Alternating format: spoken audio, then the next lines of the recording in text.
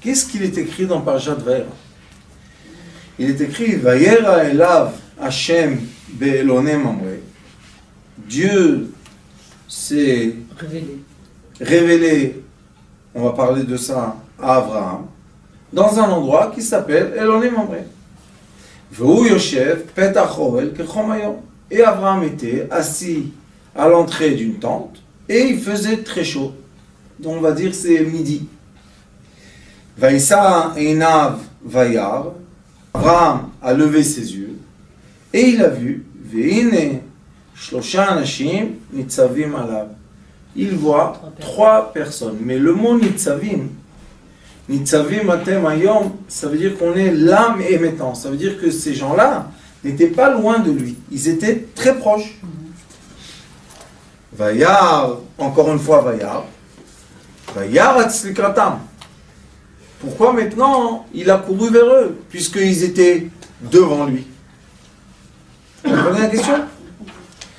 Mipetach haoel. Donc, il est sorti du même endroit. Vaishtachu arza. Qu'est-ce qui s'est passé? Ils se sont inclinés. Ça, c'est le pshat pashut. Ça. Et maintenant, on va regarder une profondeur et on va étudier une chose très importante. Avraham Avinu, il a écrit un livre. Il a reçu du ciel un livre qui s'appelle Sefer Yetzirah. Quand on enseigne la médecine ici à l'école, j'emmène beaucoup d'extraits de là-bas parce que c'est un livre qui enseigne l'essence de la médecine lumière très très profond et très juste aussi. Et quand on étudie le passouk d'après ce livre-là de Sefer Yetzirah, maintenant on va recevoir une autre vision totale de quoi? De ce qui est écrit ici. Ici, dans ce passouk-là, ou dans ces deux psukim, il y a tout le secret de quoi? Que la personne peut créer avec sa pensée une réalité. Chaque être humain a la force de l'imagination tellement puissante qu'on peut créer la réalité même. Où c'est écrit? Il est écrit comme ça. Vayera elav. Vayera, c'est otiot or yud. Vayera, c'est or aleph ve'avresh yud. Donc on a ici le mot avir. Le mot avir, c'est quoi? Oxygène. Qu'est-ce qu'il y a dans le avir? Le Zohar HaKadosh dit il y a de la lumière et de l'atome. Parce que Yud, ça s'appelle Golem, un atome. Le Yud, c'est l'atome. Et l'atome a une lumière qui l'entoure, que c'est elle qui décide comment l'atome va se comporter. Vous comprenez ça? Il y a comme quelqu'un qui veut créer un produit. Avant de créer le produit matériellement, il y a quelqu'un qui a fait le design, le programme. Est-ce que le programme est concret? Pas encore. Il est dans la tête de quelqu'un. Il utilise un outil qui s'appelle aujourd'hui l'ordinateur, programme d'ordinateur. Après, on a le produit sur un écran. Et après, on dit, on veut voir un modèle. Il appuie. Aujourd'hui, il y a des 3D imprimantes. Et voilà, il a le modèle. Question. Il était où ce modèle au début? Dans la pensée du design. Mais celui qui a pris l'outil de l'ordinateur et a accepté d'étudier pour faire le design concret, c'est celui qui va pouvoir imprimer. Ça veut dire qu'on est obligé dans la vie d'utiliser les outils magnifiques que Kadosh Baruch Hu nous a donnés pour réussir à créer, projeter la réalité. Est-ce que la réalité dépend de moi? Oui et non. Quand est-ce que non? Quand je ne suis pas du tout dans le degré que j'arrive à imaginer et à créer de la réalité. Comme si on va poser une question. Est-ce que tout le monde est capable de faire le design de cette bouteille? Ça dépend. Ceux qui ont étudié vont être capables Ceux qui n'ont pas étudié ne vont pas être capables. Mais après, on va poser une autre question. Est-ce que la capacité existe chez tout le monde? Oui. Alors, on voit de là que la seule chose qui manque pour créer une réalité, c'est la pensée. D'accord? Comment c'est écrit ici? Vayera, d'après la Kabbalah, c'est Patach, je parle des initiales. Patach, Tsere, Kamatz. Les voyelles. Patach, c'est Chokhma. Les deux points, Tsere, c'est Bina. Et le Kamatz, comme un plus, comme ça, c'est le Keter. Donc, Abraham Avinu, quand on commence ce pasouk, il est où? Il est dans la pensée ou il est dans l'action?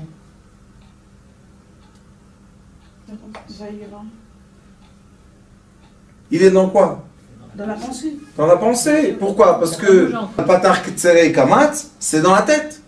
Donc il est dans quoi? Dans la pensée. Qui? Il était connecté à qui? À la lumière qui vient d'Akadosh Baruch Hu. Vayera, c'est or. Vayera elav Hashem. Et comment il est venu? Et ça, c'est une des choses les plus belles qui est écrite dans la Torah, que moi, et personnellement, je suis étonné. Be'elone mamre. C'est quoi Elone mamre? Mamre en hébreu, vous savez c'est quoi Memir? Amara. Vous savez c'est quoi Amara? Transformation. Abraham Avinu était dans l'arbre de la transformation. Elone et Alon. Mazé Alon. Un etz. Mamre, Amara. Qu'est-ce qu'il a fait? Il a réussi à faire une transformation de quoi? De ses pensées à une réalité. Maintenant, je vais vous poser une question. Abraham Avinu, quand on parle de cette paracha, qu'est-ce qui se passe autour de lui dans le monde? Première chose, son fils et son neveu, Lot, qui le dit dans l'autre paracha, qu'est-ce qu'il lui dit? Achim anachnu. Il ressent que c'est comme son frère. Il sait, puisqu'il y a le débat avec Akadosh Baruch Hu, est-ce que je vais détruire Sodome ou pas? Donc, Abraham Avinu, il a un souci que quoi? Son neveu, qui est comme son frère, est dans Sodome. Premier souci. Première volonté, sauver mon fils. Deuxième souci, Sarah lui dit, Chamassi alecha. Alors il lui dit, pourquoi toi tu peux faire un enfant avec Agar et avec moi tu peux pas faire un enfant? Deuxième souci d'Abraham Avinu, quoi? Contenter sa femme. Puisque sa vraie femme, c'est Sarah. Et la mécharétette, c'était Agar. C'est pas la première femme. Deuxième souci. Troisième souci, il a mal physiquement. Puisqu'il est écrit que le troisième ange, il est venu guérir Abraham. Ça, hein, c'est les trois vœux très forts qui sont où? Dans le fin fond d'Abraham. Alors, Shosé Eloné Mamre, quand il était dans sa pensée, il pensait à quoi? Il pensait à Lot, il pensait à Sarah, et il pensait à Abraham. Regardez qu'est-ce qui se passe. Vous, Yoshev, Petach HaOel Kechom Hayom. Kechom Hayom, c'est quand la lumière est blanche. Et la lumière blanche, c'est quand on est connecté à la miséricorde et non pas à la rigueur. C'est pour ça qu'il est écrit Elav Hashem, Elav Hashem, Veloyer Elav Elokim. D'accord? Et chez Yoshev Petach, Maza Petach Hazel, c'est quoi cette ouverture? Chaque univers est entouré d'une couche qui fait quoi? Qui garde la lumière de l'univers.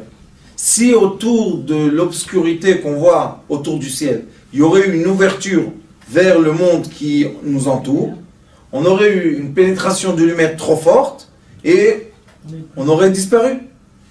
Alors lui, où il était ici, assis? Petach. Que Petach haoel kechom hayom. Il était, vous savez c'est quoi Petach? C'est une ouverture. Petach, c'est aussi Patach. C'est quoi Patach? Chokhmah. נכון? oui. והוא יושב, פתח.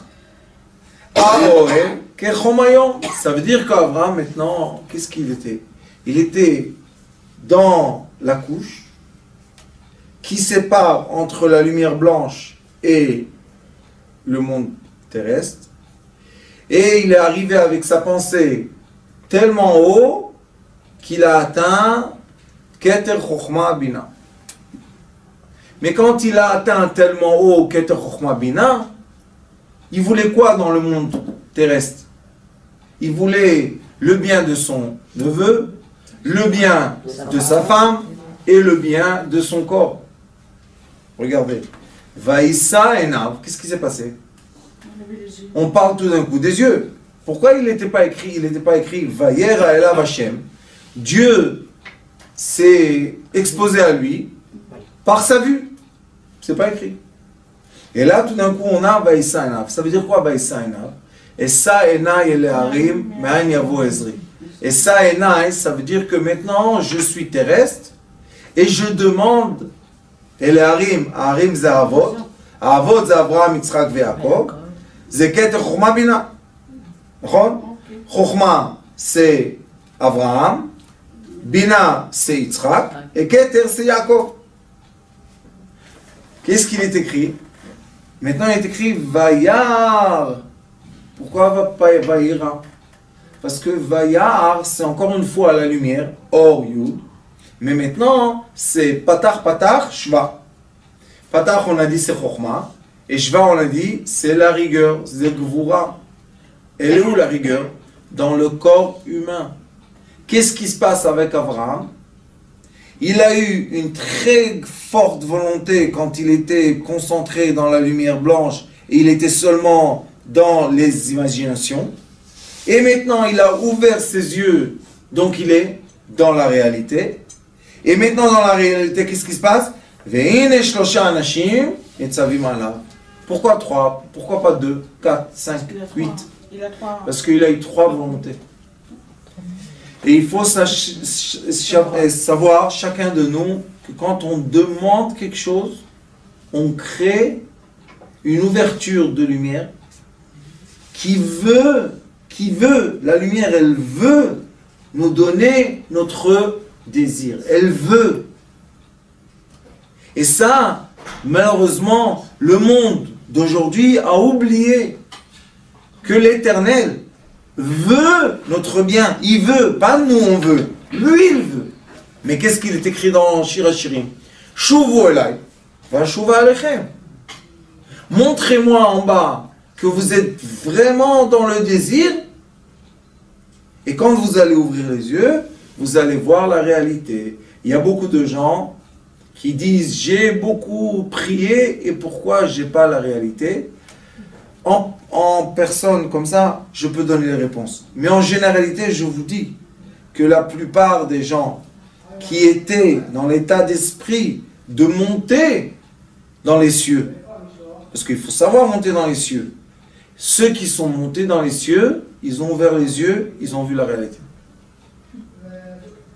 Et même à un point qu'il y avait un film il y a quelques années, ça s'appelait Être un millionnaire. Et ils ont prouvé qu'il y a des gens dans le monde qui ont réussi à projeter avec leur pensée une volonté et ils ont obtenu la volonté.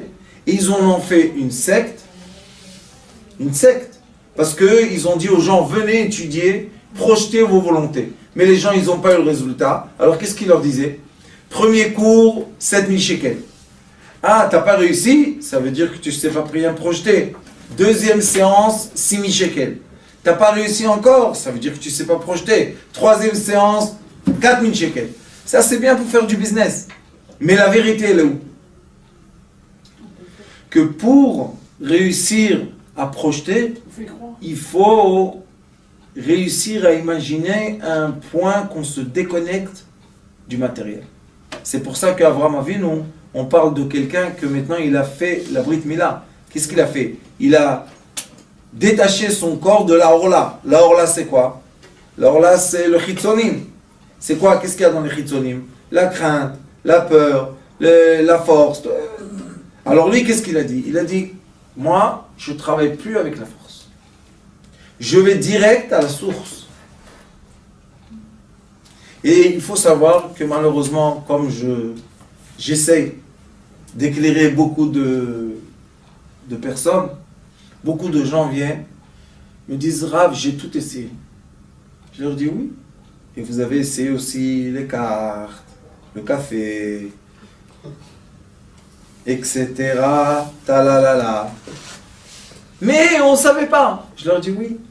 Mais vous êtes vendu votre âme. Maintenant, vous voulez monter dans les cieux, ça vous empêche. Pourquoi? Parce que l'autre côté, il délivre, comment on dit?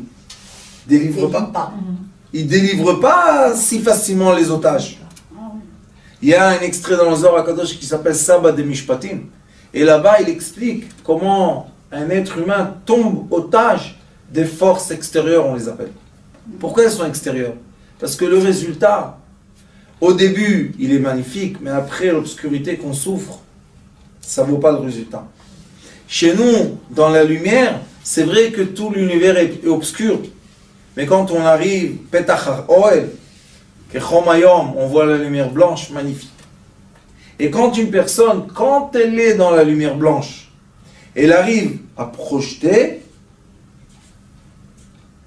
quand elle va ouvrir les yeux, elle va voir exactement ce qu'elle avait dans son imagination quand elle a projeté.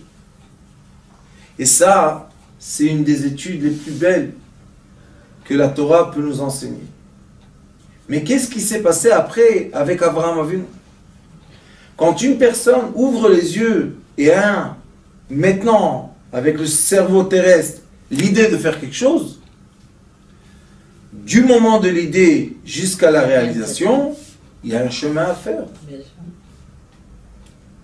On ne peut pas demander l'idée et avoir tout de suite la réalisation. Vous savez c'est quoi ça? C'est tous ceux qui nous vendent dans l'ordinateur, Internet, les mensonges. Tu vas gagner demain. Quand on te montre que d'une nuit au matin, tu as gagné 20% sur ton argent, sauve-toi. Sauve-toi, pourquoi? Ça n'existe pas dans l'économie. Il y a l'économie classique. L'immobilier donne 4,5%.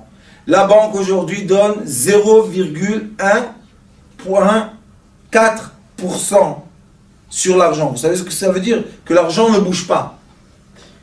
Alors comment quelqu'un vient et te dit, écoute, chez moi, dans les actions, tu vas faire 20% par jour.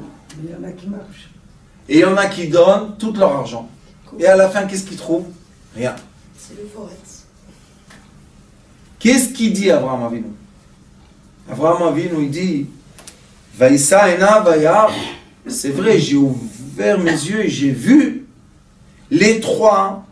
Anashim, c'est quoi? Anashim, il est écrit chez Yosef. Vaïfga boish. Quand on dit ish, on dit ange. Ishim. Il y a les êtres humains, il y a Ishim et Sechlim, un ange. Quand l'ange a apparu, qu'est-ce qui va se passer maintenant? La lumière est là, elle est descendue dans ce monde, elle est obligée de se concrétiser. Pourquoi? Parce que le champ de la lumière est de se ralentir. Et plus la lumière se ralentit, et plus on a manifestation du visible. Quand ça devient visible, ça devient du gaz, du liquide et du concret. Qui a créé cette lumière? Nous. Comment on l'a créée? Avec des vœux très forts. Comment étaient les vœux très forts? Quand on était dans une situation dans la vie qu'on a dit, je ne veux plus rien. Le matériel, tout, je veux rien, je veux rien. Je veux juste ça. Ah, tu as compris que je suis là, l'Éternel. Tu as compris que tu ne donnes pas ta vie dans les mains. Que Dieu nous en préserve. Je suis là présent. Alors les gens disent, mais tu n'as pas vu tout ce que j'ai subi à Kadosh Baruch Hu. Pourquoi tu ne m'as pas aidé avant? C'est pas qu'il ne t'a pas aidé avant. On est venu dans ce monde, l'âme est venue pour se concrétiser. C'est toute l'histoire Des gens qu'on voit autour de nous. Chacun il a sa vie, son histoire, son chemin, sa sagesse. Chacun de nous, c'est une sphère entière d'existence. Mais quel est le but? C'est ça la question. Je perds mon temps, pourquoi? Je suis être humain physique, à quelle raison? Beaucoup de gens disent, j'aimerais bien être une lumière. Tu étais lumière, la preuve que tu es matériel, donc tu étais lumière. Et maintenant, qu'est-ce que tu dois faire? Du matériel, projeter de bonnes pensées pour réaliser de bonnes choses. Nous avons ici un algorithme qui explique exactement comment la personne peut rentrer dans un état d'esprit pour réussir à projeter une certaine volonté qui va devenir des lumières qui pénètrent l'univers et qui commencent avec une vitesse accélérée de se rapprocher de quoi? De la Terre. Elles vont, ces lumières-là, rencontrer l'atmosphère et elles vont s'habiller, ça s'appelle. Les bouches. C'est quoi s'habiller? Ça veut dire qu'une lumière devient un atome, des électrons, et hop, hop, hop, de la matière. Ça s'appelle mamré. C'est quoi mamré? Transformation. Transformation. De quoi? De solide en liquide, de liquide en gaz, de gaz en lumière, de lumière en gaz, de gaz en liquide, de liquide en dur. Et ça n'arrête pas. Ça n'arrête pas, ça n'arrête pas. Ça, c'est la vie. Be'elonem amre. Ou Irzik, il a tenu Be'etz Chaim. C'est quoi Etz Chaim? C'est quoi l'arbre de la vie? Parce qu'Abraham Avinu, il est venu faire quoi? Il est venu corriger le premier homme. Homme. Qu'est-ce qu'il a tenu le premier homme au début? L'arbre de la mort. C'est quoi l'arbre de la mort? Oui, non, non, oui, oui, non, oui, non, non, oui, à droite, à gauche, à droite, en haut, en bas. Laissez-nous tranquille un peu. C'est quoi l'arbre de la vie? L'arbre de la vie, c'est être capable de créer un trait de lumière qui se concrétise à être du matériel. C'est pour ça qu'il est écrit chez les sages, Pirkei Avot, Ezeu Chacham.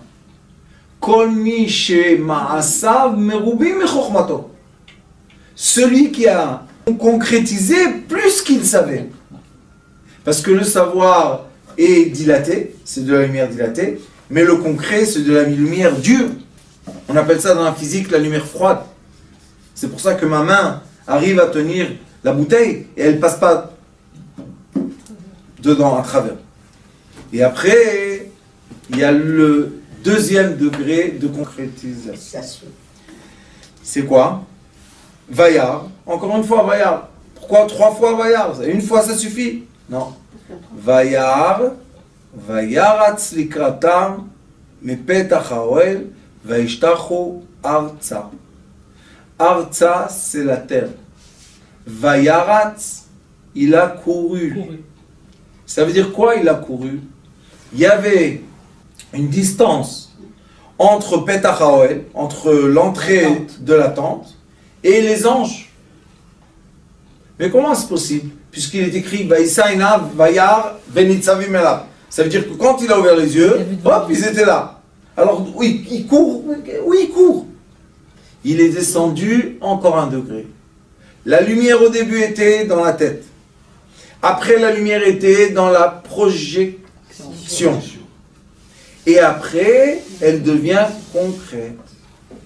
Mais pour qu'elle devienne de la matière, Vayaratz, il faut faire des kilomètres sur terre pour obtenir de la matière. Et alors, qu'est-ce qui s'est passé? Vayomar Adonai, mais maître, pourquoi Adonai? Pourquoi ce nom-là? Parce que c'était quoi? Des anges de la terre qui sont venus faire quoi? Créer dans la terre, dans la réalité, les vœux de Abraham Avinu qui étaient sauver Lot, guérissez mon corps et aider Sarah pour avoir un enfant. Et les 3 anges, qu'est-ce qu'ils disent? Ils lui disent,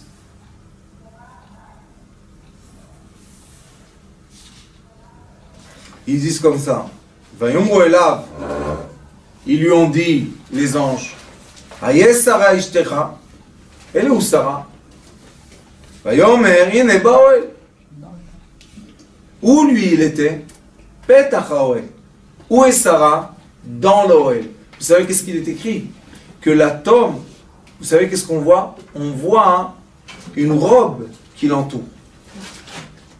L'atome n'est pas ce qu'on voit.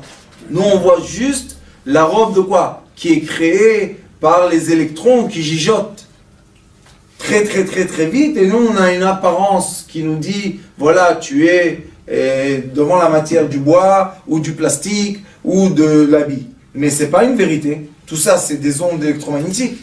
Sauf qu'ils ont une vitesse que nous, on arrive à apparaître, à dire, voilà, ça existe. Mais en vrai, ça existe? Ça n'existe pas. Prenez des appareils qui savent regarder les vitesses, il n'y a rien du tout ici. Nous sommes tous dans cette chambre des ondes. Qu'est-ce qui s'est passé? Vayomer shuv ashuv elecha. L'ange lui a dit à Abraham, Kaet chaya. Maintenant, elle vit. Pourquoi? Parce qu'une femme qui n'a pas d'enfant, mais une femme qui a un enfant, on lui dit chaya. Kaet chaya veine ben Sarah ishtecha. Voilà le fils qu'elle a voulu, tu l'as reçu. Yofi. Sarah shomat, akol besef. Et après, on a toute l'histoire avec Sarah et Abraham, ils ont rigolé, ils n'ont pas rigolé. Mais après, il est écrit comme ça. Ils se sont levés, les anges.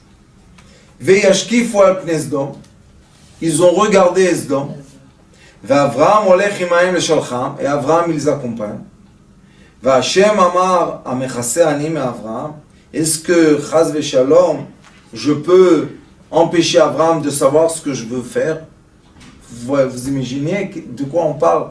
On parle que la lumière céleste blanche, elle va plus rien créer sans parler avec l'être humain terrestre qui s'est connecté à elle.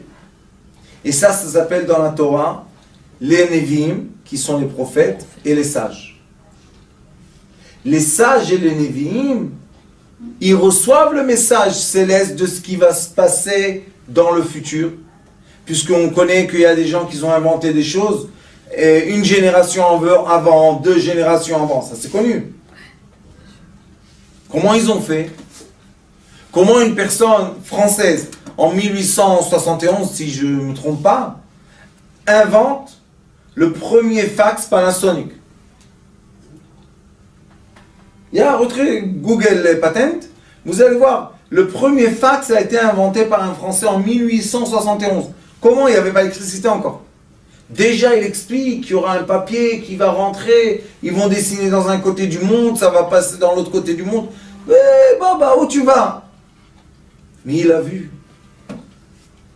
Alors maintenant, les sages du Talmud et les sages de la Kabbalah ont un débat. Quel est le débat? Qu'est-ce qu'on préfère? Savoir ou pas? Avoir le savoir d'un prophète ou avoir le savoir d'un sage?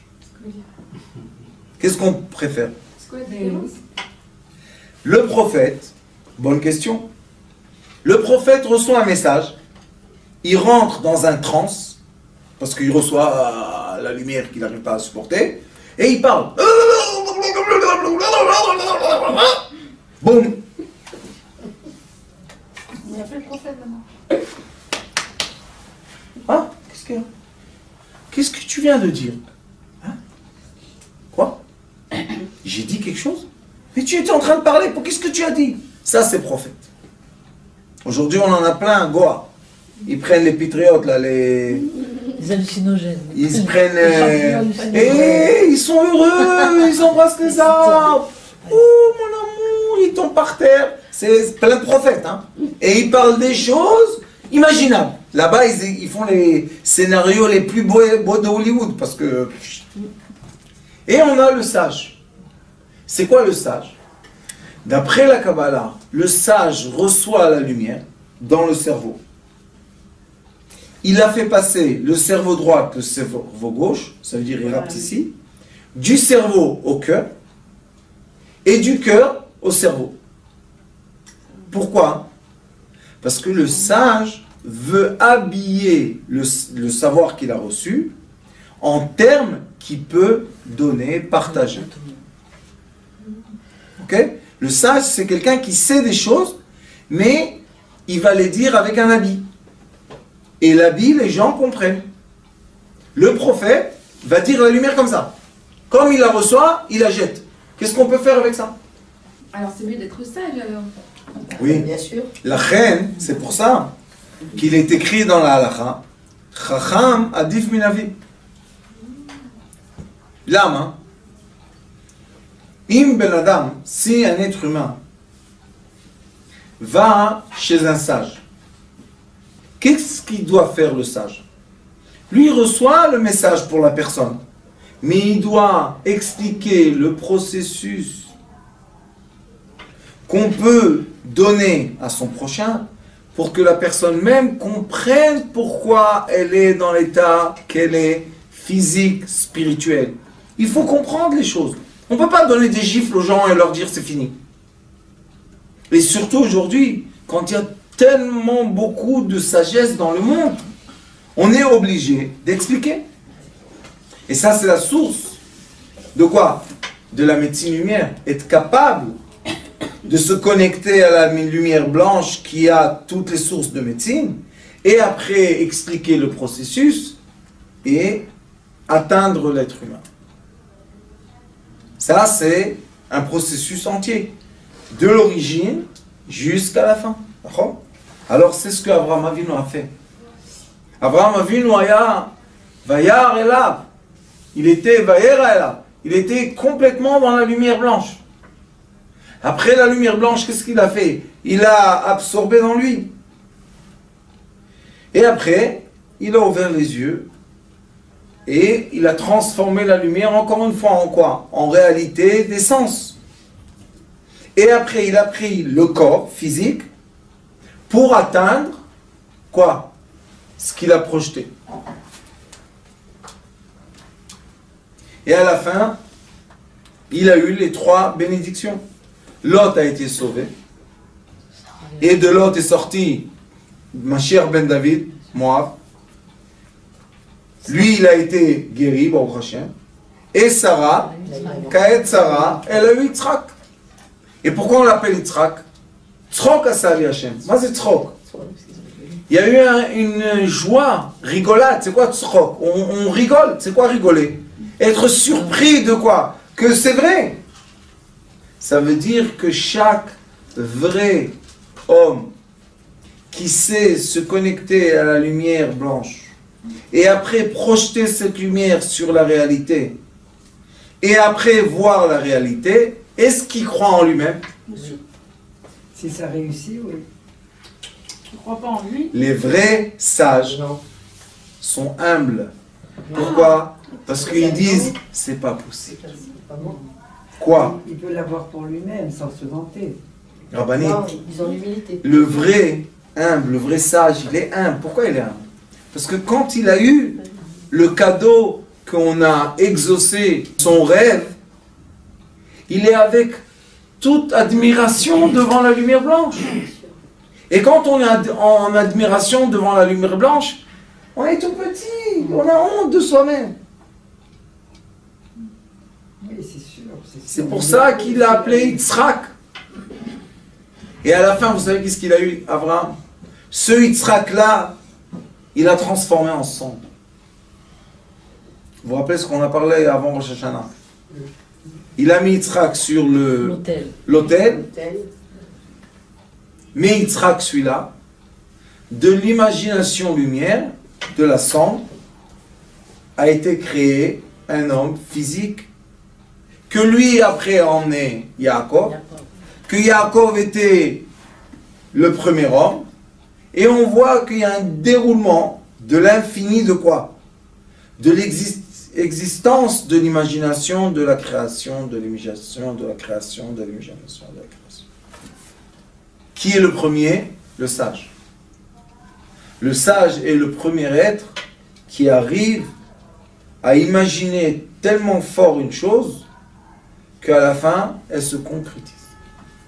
Chaque être humain qui a eu la chance d'être dans le déroulement de la réalisation des pensées sait concrètement qu'il y a une grande différence entre le moment que j'ai reçu l'idée, le déroulement de l'idée, la développer dans ma pensée, et après, concrètement, la réaliser. Une personne peut imaginer un magasin d'habits très très beau. Elle peut imaginer les couleurs, la dimension, les étagères, tout. Et après on lui dit, bon, dessine. Elle dessine. Et après elle va chez un design. Il lui fait le design, il dit, oui, comme ça je veux. Et après on appelle les ouvriers. Et on leur dit, on veut comme ça. Est-ce que c'est la même couleur? Jamais. Pourquoi? On a acheté le rose, oui. Mais la lumière change la couleur. Dans ton rêve, tu ne savais pas quelle lumière tu allais mettre. Blanche, jaune, bleue, grise, rose. Combien de lumière il y a? Alors, dans ton imagination, tu avais une chambre très éclairée. Et dans la réalité, pas tellement éclairée. Maintenant, qu'est-ce qu'on fait? Ben matsui le ratsui, yesh te'om. Entre ce qui est concret et ce qui a été voulu, il y a toujours une grande vallée. Et qu'est-ce qu'il faut savoir faire? Faire un saut et accepter la réalité comme elle est. Parce que le seul qui accepte la réalité comme elle est, c'est le seul qui va profiter de ce qu'on dit, le mot réalité. Et beaucoup de sages, malheureusement, restent dans l'imagination. Et la génération n'est pas profite d'eux. C'est dommage ça. Parce qu'il y a autour de nous plein de gens avec une grande sagesse, comme il y a dans cette chambre.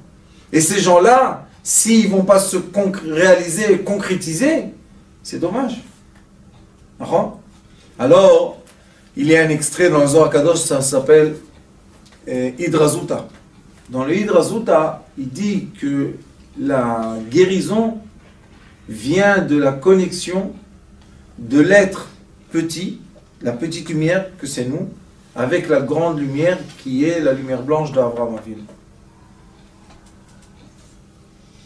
Pourquoi? Parce que tant que l'être humain se dévalorise et ne croit pas en lui-même qu'il a la sagesse d'être connecté avec la lumière blanche, qui va lui permettre de projeter, de réaliser, de projeter, de réaliser, projeter, réaliser, cet être-là est un prisonnier de quoi? De l'obscurité. Alors c'est quoi? Et c'est la maladie, et c'est la mauvaise humeur, c'est tout ce qui est négatif. Alors qu'est-ce qu'on doit faire, nous? On doit être sage, assez, à expliquer aux gens que la connexion à la réalité est possible. Il y a un très long chemin et il y a un chemin court. Le très long chemin passe par quoi? Par la logique. Mais c'est très long. Et le court chemin passe par l'amour. Par l'amour. Si tu connectes quelqu'un à un amour sans aucun échange, juste de l'amour, projeté de l'amour, et la personne ressent cet amour vrai, ça y est, elle commence à projeter, réaliser, projeter, réaliser, projeter, réaliser. Qu'est-ce que ça donne? Ça c'est l'imagination, ça c'est la création, ça c'est la pensée, ça c'est la réalisation. Qu'est-ce que ça donne au milieu? Au milieu il y a l'espace de, vous savez comment ça s'appelle? Réaliser sa vie. On ne vit pas les polarités. On vit les chemins d'une polarité à l'autre. C'est ça ce qui est beau. Se réaliser dans ce monde qui est tellement magnifique. C'est un monde avec plein de sens, de couleurs, de son Ron, c'est un monde magique. Alors pourquoi j'arrive pas à quoi? À utiliser ce monde magique, à respirer ce monde magique. Pourquoi j'arrive pas? Parce qu'on ne me permet pas de vivre la polarité de la projection et réalisation. Projeter, réaliser, projeter, réaliser. Abraham Avinu nous dit, pour être capable de faire naître un peuple entier, Abraham c'est le premier, il faut savoir projeter et accepter la réalisation. C'est comme quelqu'un qui devient directeur d'une grande usine. Au début, quand il rentre à son travail, il est sûr qu'il va tout changer. Mais après, il voit, si tu as réussi à changer une petite chose, tu as fait un grand pas pour l'humanité. Hier à Tzor, Bezrat Hashem, que nous, les enfants d'Abraham, c'est pas pour rien qu'on est les enfants d'Abraham. On a cette qualité de quoi? D'y croire. C'est une qualité d'y croire. De dire oui, je peux construire un immeuble immense, mais il y a du sable. Vous savez, il y a 60 ans, tout le Mishor Achov, tout ce qui est bord de mer d'Israël, c'était du sable. 60 ans, regardez les immeubles. On se dit à New York. Pourquoi? Parce qu'il y a eu des gens qui ont dit ici, dans le sable, eh ben, il va avoir une ville. Comment? Il y avait du sable. Mais le sable, quand on a la vision, on peut en créer de quoi? Un être humain entier. Ou bien un peuple. Ou bien un pays. Et nous avons la chance, et nous avons la chance que un rêve d'un être est devenu une réalité.